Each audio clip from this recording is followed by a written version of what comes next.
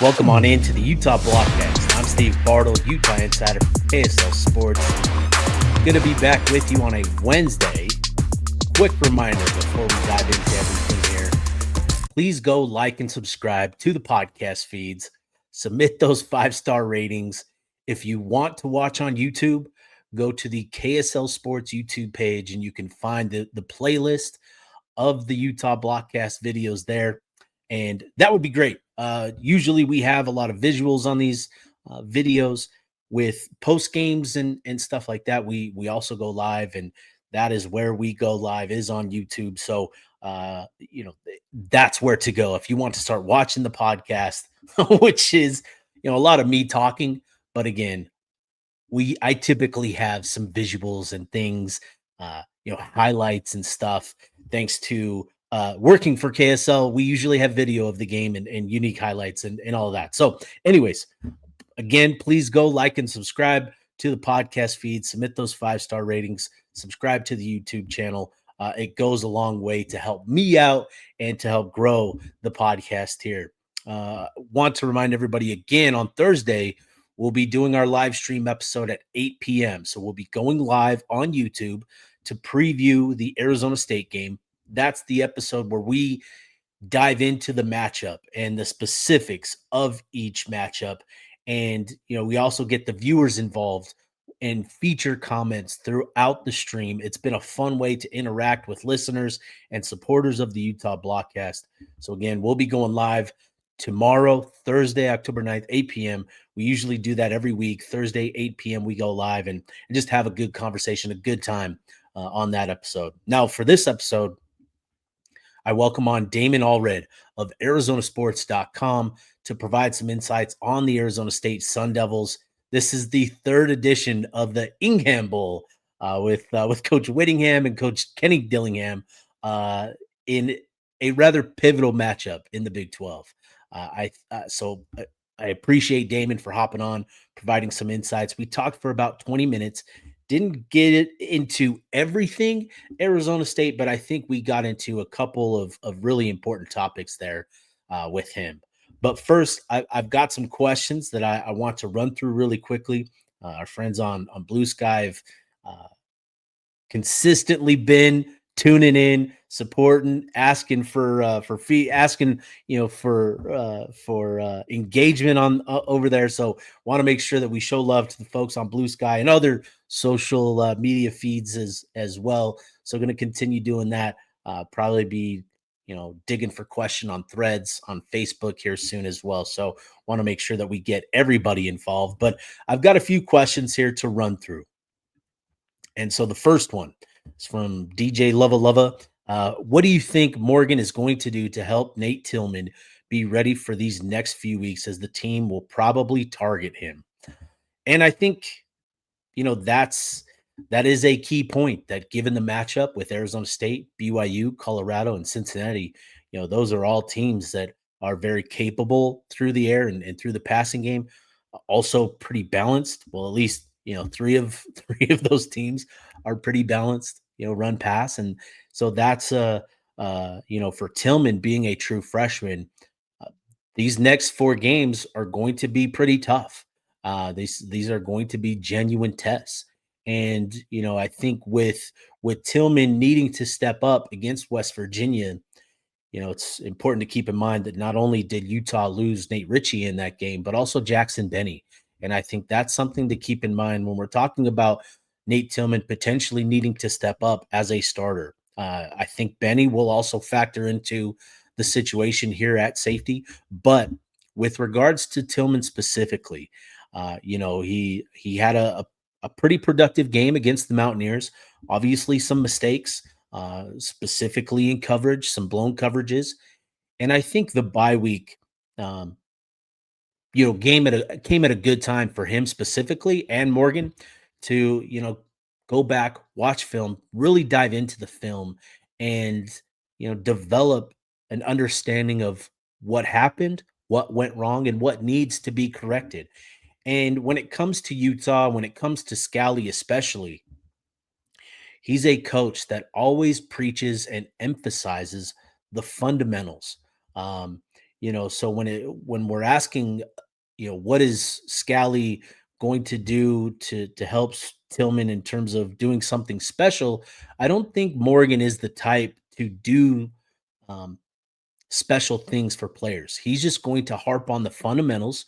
He's going to harp on, being assignment sound, being fundamentally sound, because at the end of the day, that's what it's all about, right? It's about these guys getting to the point where they understand their assignments, their fundamentals, their technique, to the point where they're just out there reacting. And I think that is what Coach Scally focuses on as a coach, is just developing the fundamentals, the basics, to get to the point where these guys are just out there reacting to the action. And so I think that's going to be the approach that I think Scally takes with Tillman, is just really harping on the basics, the fundamentals, to help raise his level of play. You don't want to create special schemes or special assignments for a player that forces others to overcompensate and that sort of thing. They all have their 111th. And I think that's what Scally preaches. You hear it all the time from the players, is just doing their 111th. And I think that's the mindset that Scally is going to take with Tillman, is just making sure that he understands his assignments, understands his duties, his jobs, his responsibilities.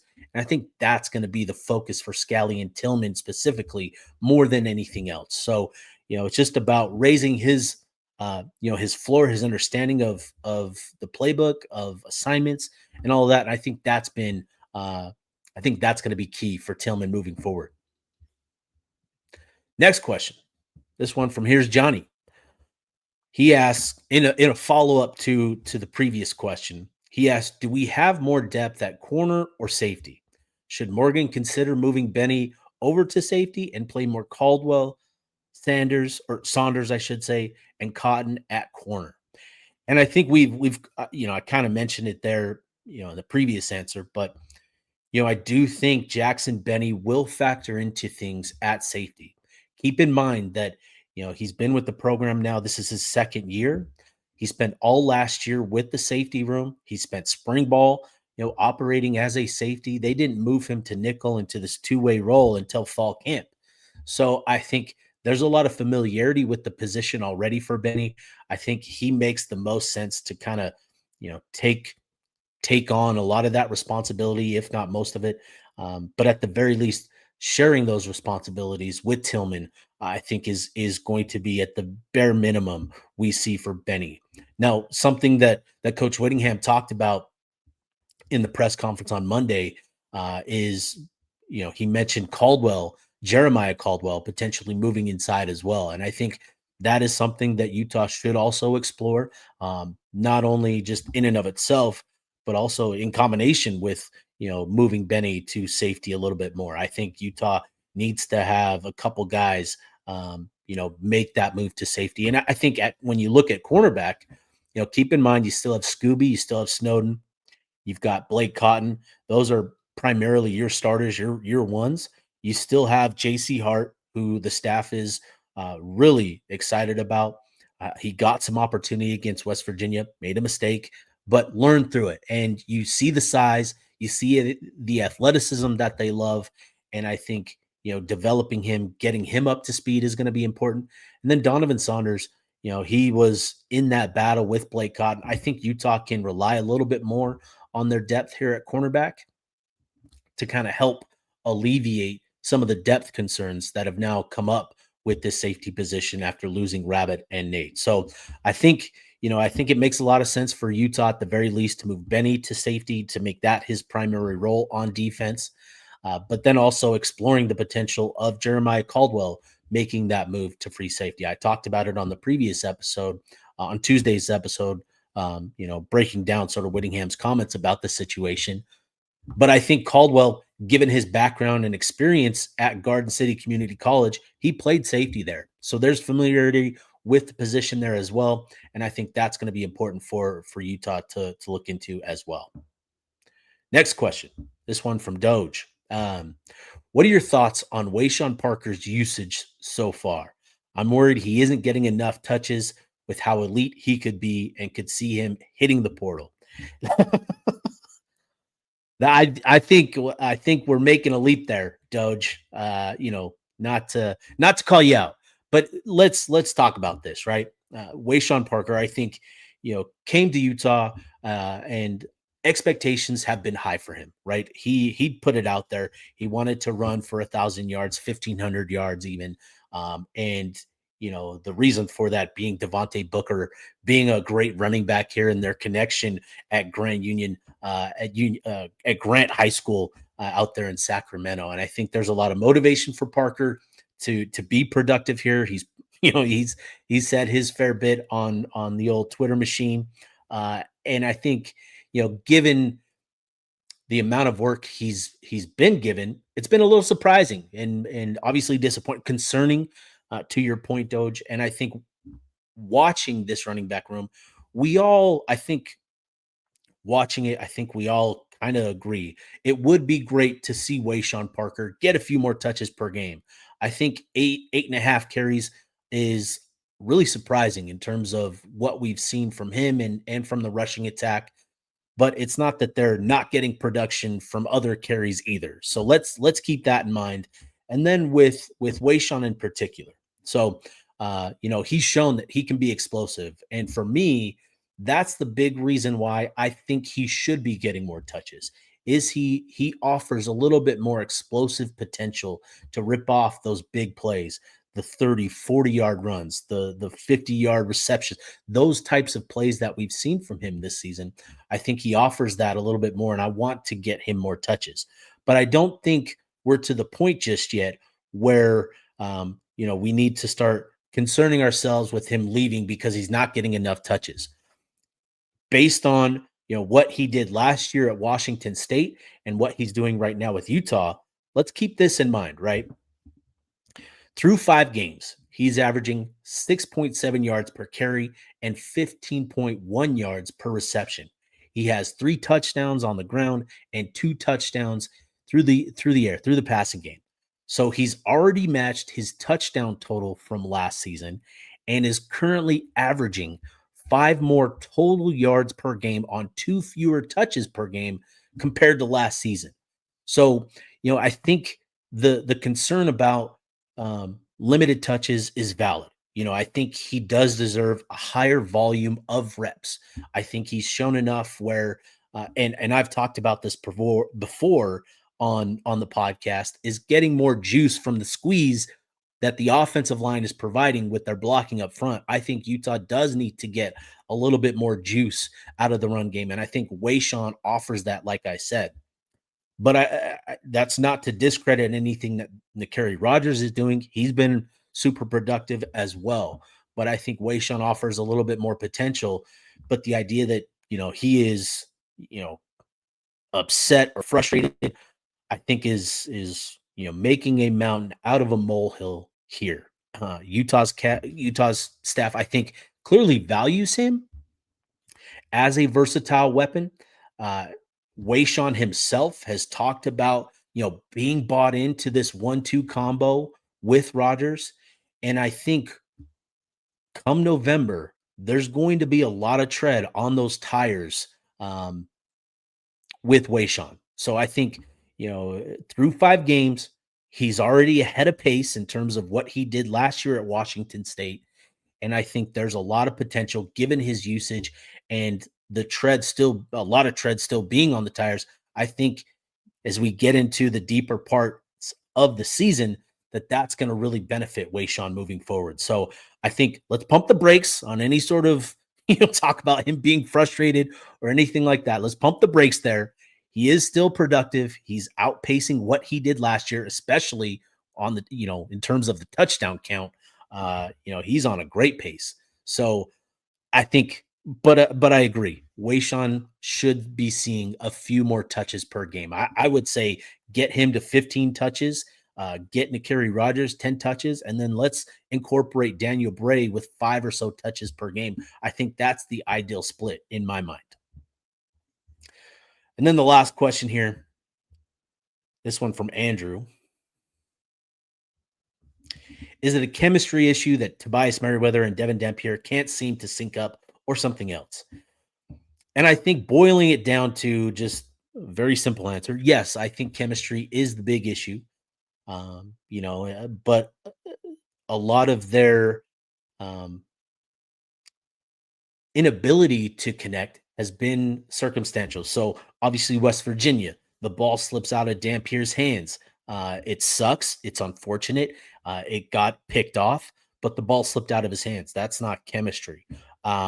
Merriweather got bumped by a teammate running a route at the top of his route against Texas Tech that Dampier was throwing a corner route. Merriweather got bumped and was unable to get back on track to track that ball down. So again, it sucks. That's not necessarily chemistry. We can talk about it being a timing thing with, I think it was I can't tell you, I can't remember who the other receiver was. It might have been Benny, but bumping into his own receiver, like that's out of their control. That's not necessarily a chemistry issue. There have been some really close misses as well. And I think those are the things where you can point to chemistry being an issue there. So it's been a number of different things. And I think, Merriweather wasn't here for spring ball. He missed out on hundreds of reps to build chemistry with Dampier. And that's not Merriweather's fault. He didn't enter the portal until the spring window, but he didn't get those additional reps in spring ball to build that chemistry. He didn't get here until the summer to start repping it out with Dampier. And I think it's important to not take the chemistry that Ryan Davis and Dampier have for granted. Those two have spent a lot of time together on the field, in the film room.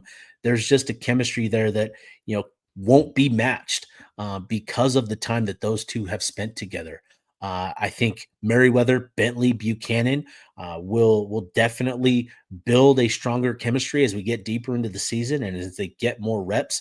You're already seeing that Bentley's got a great rapport and Buchanan has earned the trust of Dampier. And I think for Merriweather, I think just repping it out, getting reps, spending time in the film room, getting on the same page in terms of what they're seeing across from them, with the defense. I think those will be important opportunities for Dampier and Merriweather to spend time together, to get on the same page, to rep it out in practice.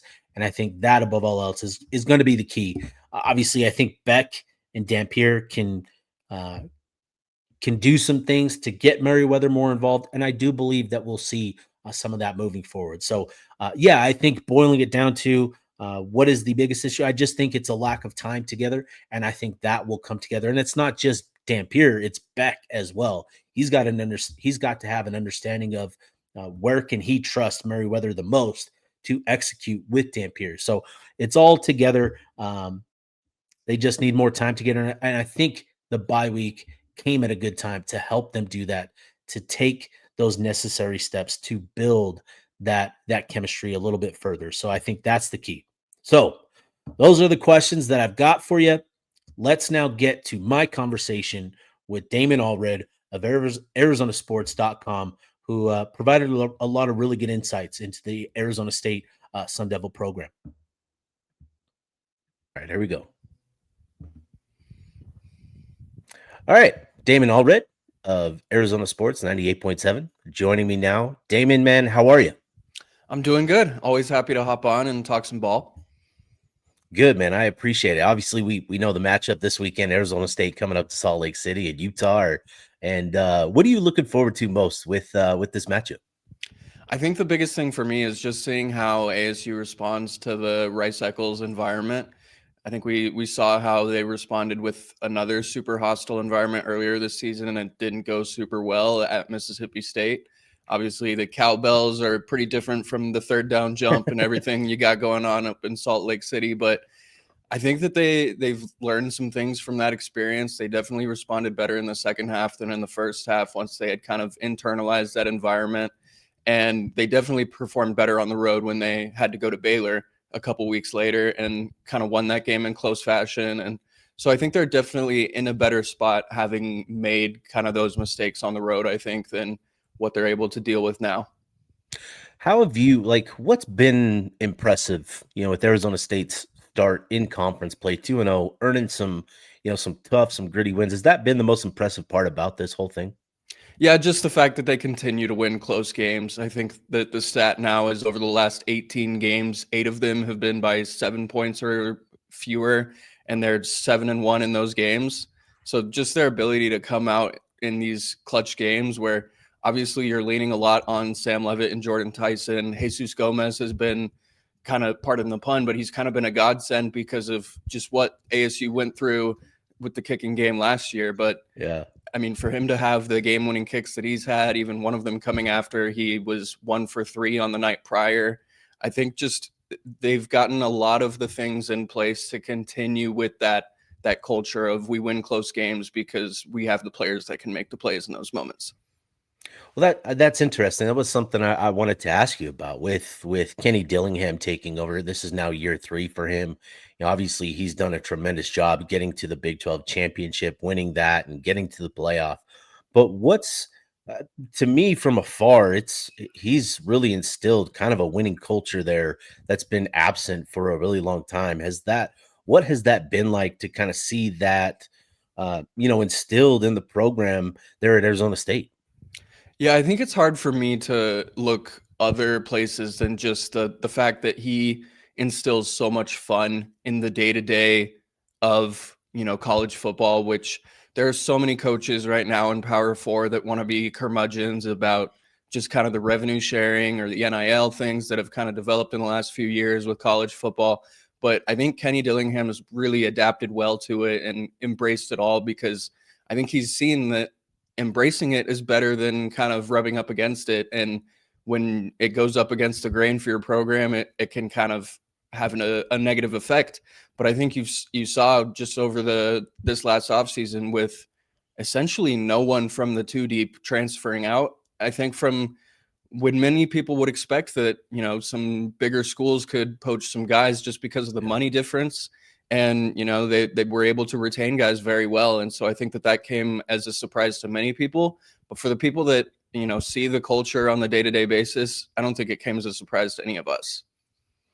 That's an interesting word that you used, fun. And I think that's a point that I've talked about with Utah this year is that it feels fun again. And I think the last few years that has been absent. So it's not something that, should be taken for granted or scoffed at. Like I do think we need to remember that these are still young adults and guys transitioning from their teens. Fun is still important to them.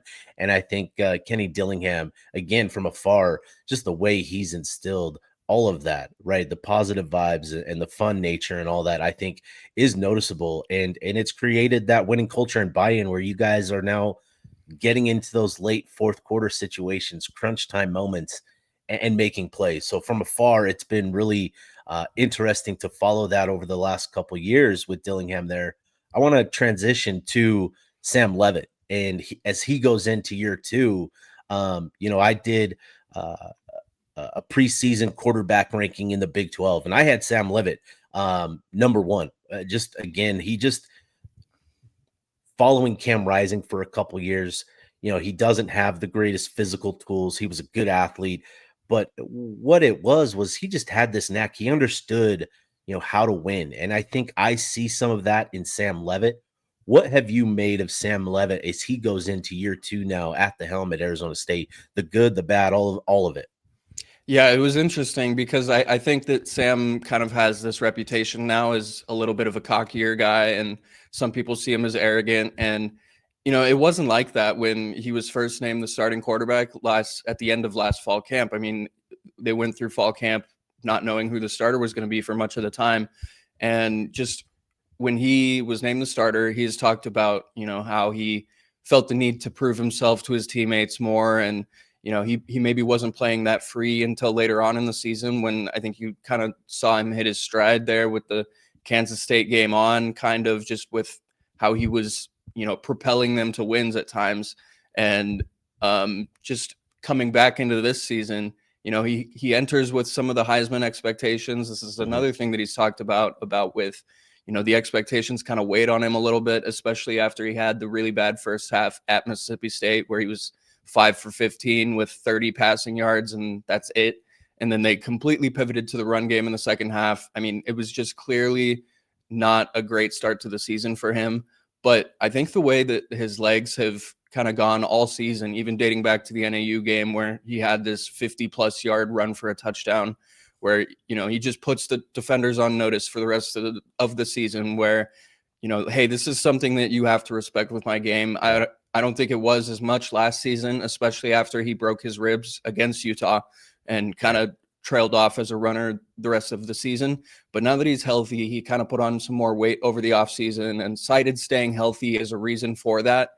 I just think he's been much better because of how the out of structure stuff has kind of forced teams to defend the in structure stuff a little bit differently. And he's been performing better in that aspect over really since Big 12 play started. Yeah, it really has been, since that Mississippi State game. And that's interesting. You noted that change. Kyle Whittingham talked about it in his press conference that the thing that stands out to them is when things break down and he gets out of pocket and he breaks off these plays, uses his legs. That's the thing I think that, not that they're most concerned about, because I think Jordan Tyson is a fantastic receiver. Raleek Brown is also a fantastic running back. There's good weapons around Sam Leavitt, but I think that is, when you talk about if Utah can limit, one big thing, I think it would be Leavitt's ability to break the pocket, break contain, and use his legs, because it just does so much to mess with defenses, and so that's really interesting. And you guys know with Devin Dampier as well too. Oh yeah, it can really affect defenses. Yeah, it changes the math in terms of how you got to defend, how you got to account for players. So it does a lot. And with talking Jordan Tyson, Raleek Brown, I think we have an understanding of what those players are. Tyson is one of the top receivers in the country. Raleek Brown is explosive. There's a guy returning this week at wide receiver, Jalen Moss. What sort of element is he going to add to this passing attack for the Sun Devils? Because right now, no offense to the receiving core or anything like that, but just based on production, right? It's a lot of Tyson. And then the second option is try to get again to Tyson. What's Moss going to bring? Yeah, you mentioned it right there. The second and third receiving options have been more running backs and tight ends than they've been wide receivers at this point.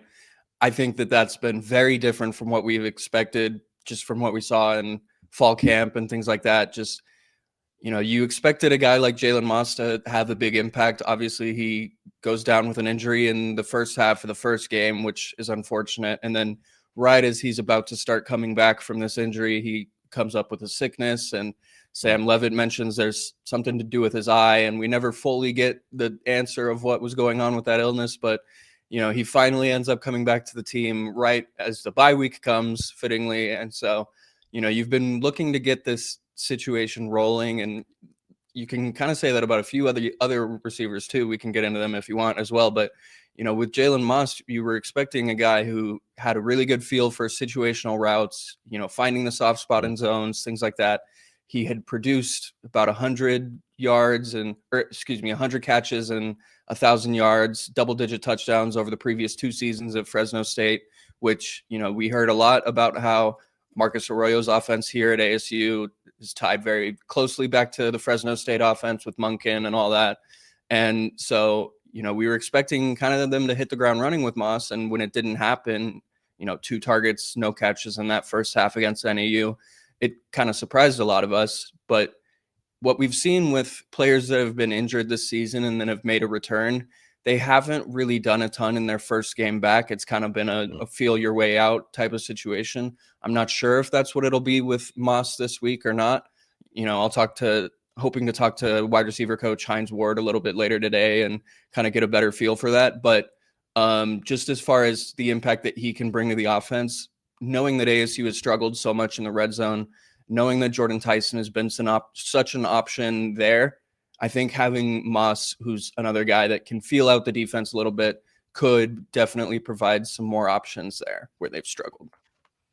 And, a key matchup in this game, in my eyes, is going to come down to the trenches on both sides of the ball, right? Obviously, Utah's offensive line, we'll talk about that. But I'm curious about Arizona State's offensive line and the matchup here against Utah. It sounds like there's a little bit of shuffling going on with the Arizona State offensive line. That's, usually not something you like to hear 5 games into the season. But what's Dillingham trying to accomplish by shuffling things around up front? Yeah, so basically what he's talked about recently is he likes to rotate 7 linemen in Mm, each per game. He did a good job of that last season. It hasn't happened as much this year. Then you see in the TCU game for the third drive, they bring in Wade Helton at left guard instead of Jamedo Abibo, who had started all 5 games and looked good at times, but I think many people believed he was the weak link on the mm, 5, Abibo. And so once Helton came in and it was Josh Atkins, Wade Helton, Ben Coleman, Kyle Scott, and Max Yanachor across the line, that group performed really well. Prior to that switch, it was 38 net yards, I believe, on 2 drives mm, with 2 punts. And then for the rest of the game, 9 of 10 drives at least got to the TCU 30. And so, it felt like a big change paid dividends there. The switch happened too when Abibo had a costly holding penalty that negated a mm. big play to Jordan Tyson. And so I Yeah, think when that happens and you see Sam Leavitt after the play kind of getting on him about it, it kind of felt like the move was coming. yeah. Preseason, we had Wade Helton in the picture too, just because he was contending for starting center reps when Ben Coleman was having some snapping issues. He had gone from left guard last season to center for the first time this year in his college career, that Coleman, that is. And there were just some snapping issues. And so they were trying out Wade Helton. He looked pretty good at center. I believe that the best 5 included Helton at center and Coleman at left guard.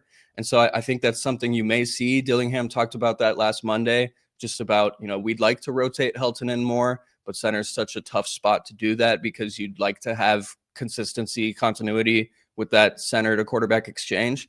And so it'll be interesting to see. I think I prefer Helton at center and Coleman at left guard, but we just haven't seen that at all yet this season. Yeah. Coleman has taken all the center snaps except for in blowouts. Helton's gotten a few, but I would prefer to see Helton at center and Coleman at left guard. Interesting. That is interesting. You mentioned that you agreed that you think this is a battle of the trenches. What stands out to you most about this matchup in the trenches specifically, whether it be, Arizona State's offensive line or defensive line, Utah's, O-line or D-line? What about this matchup in the trenches gets your attention?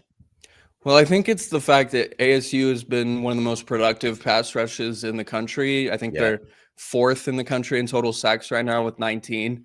And, that's been a huge jump up from last year. It definitely wasn't a part of the defense as much. They still had a very effective defense, very effective in the run defense or in the run game, especially. But this year they have the pass rush too. And, Brian Ward the defensive coordinator kind of tried to downplay a little bit the production that they've had, especially I think going up against this Utah offensive line, which, as you've mentioned and as you know, is very, very good. Mhm.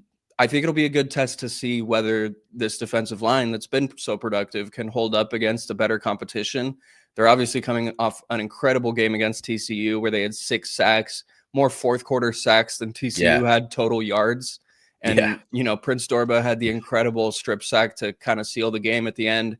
And I just think it's going to be a really good test just to see that group in kind of a precarious situation this week.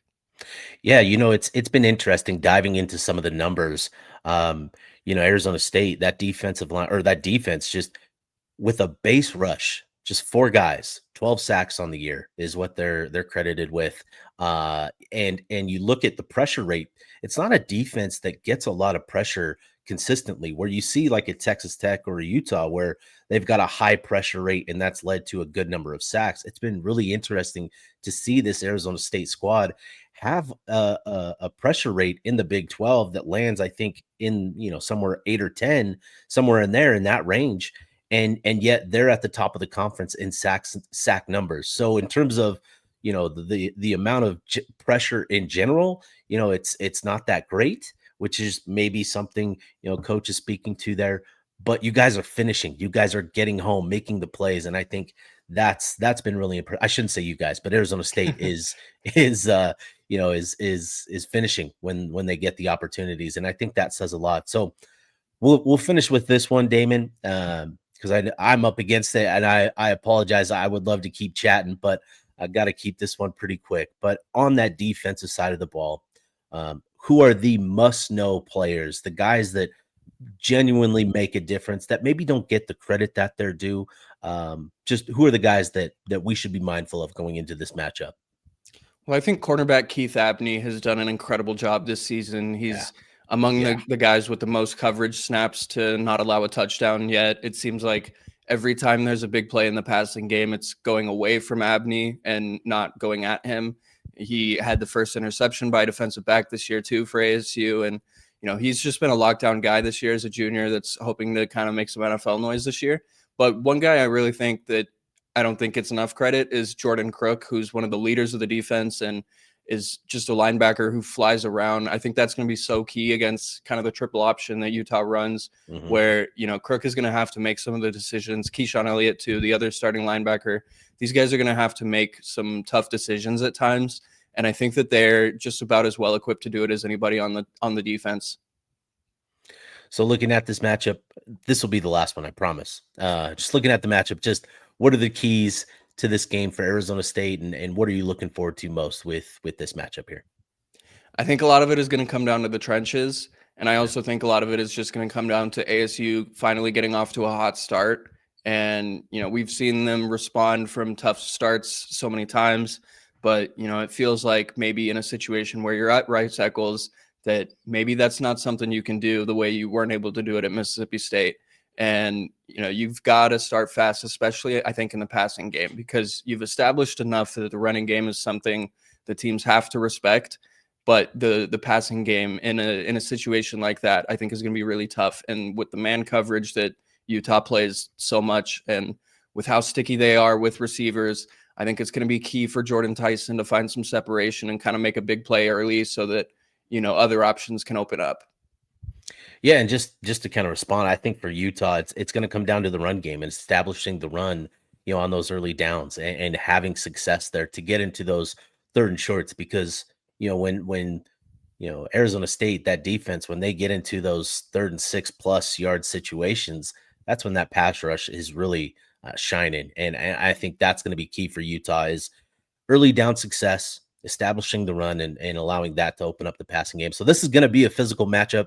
I think Arizona State, again, there's been this kind of growing respect between Utah and Arizona State over the last couple of years. I think that's due in large part to the respect that Kyle Whittingham and Kenny Dillingham have for one another.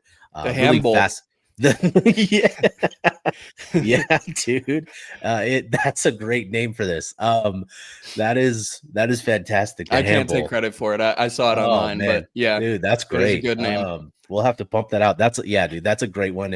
And so this will be another good test. And I think everybody's kind of hoping to see some Pac-12 after dark, reminiscent magic of the good old days, I guess. But we'll see. Damon, I appreciate chopping on. Exercising the demons of the 55-3 last time ASU went up there too. Brian Ward mentioned he's not going to have any good feelings when he goes out on that field. So, well, Utah hopes to keep that keep that trend going. So, Clash of Titans here, I guess. But David, where can people find you? Where can they read your stuff and tune into what you're sharing?